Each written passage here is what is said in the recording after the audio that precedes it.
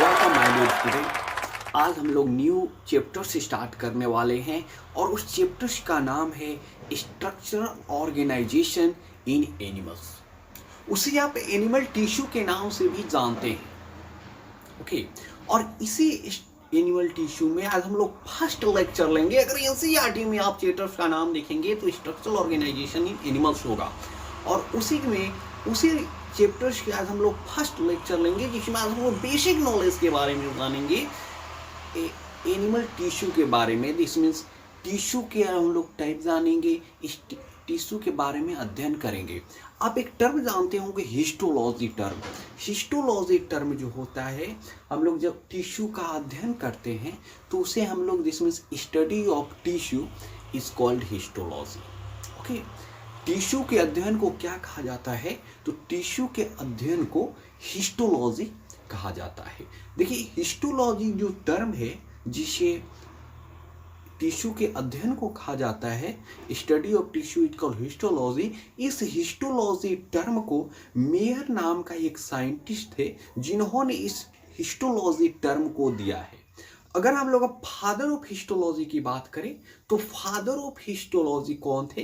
तो father of histology Marcelo मार्फीजी थे। लेकिन अगर फाउंडर ऑफ हिस्टोलॉजी की बात करें तो फाउंडर ऑफ हिस्टोलॉजी बिचेट था।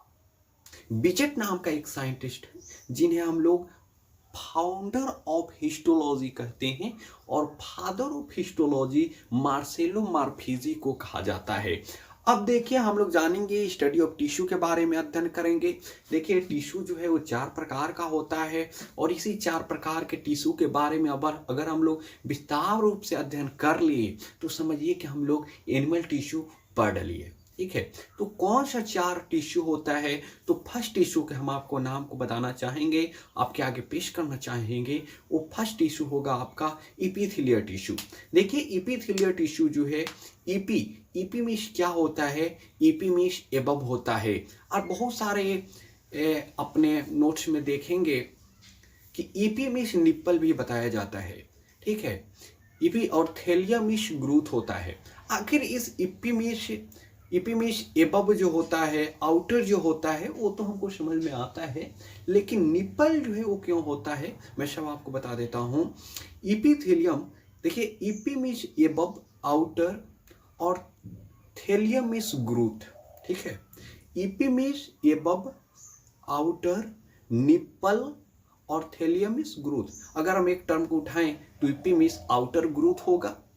ओके, और देखिए, निप्पल जो है वो भी निप्पल जो है ब्रेस्ट के आउटर साइड होता है, ब्रेस्ट के ऊपर उस निप्पल का ग्रोथ होता है, इसलिए ईपी मीन्स निप्पल भी होता है। ठीक है, दिस मीन्स इपिथेलियम टिश्यू का ग्रोथ जो है आउटर साइड होता है, इपिथेलियम। ठीक है, ओके, थेलियम मीन्स ग्रोथ होता है, ईपी मीन्स अपर होता है, आउटर होता है, निप्पल होता है। दिस मीन्स आउटर ग्रोथ होता है। इपिथेलियम टिश्यू का जो ग्रोथ होता है वो बॉडी में ही अगर देखा जाए तो आउटर ग्रोथ होता है।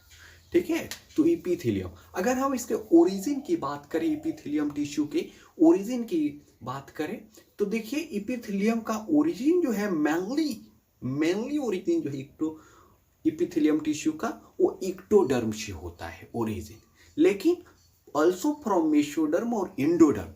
मेसोडर्म और इंडोडर्म से भी इपिथेलियम टिश्यू का ओरिजिन होता है।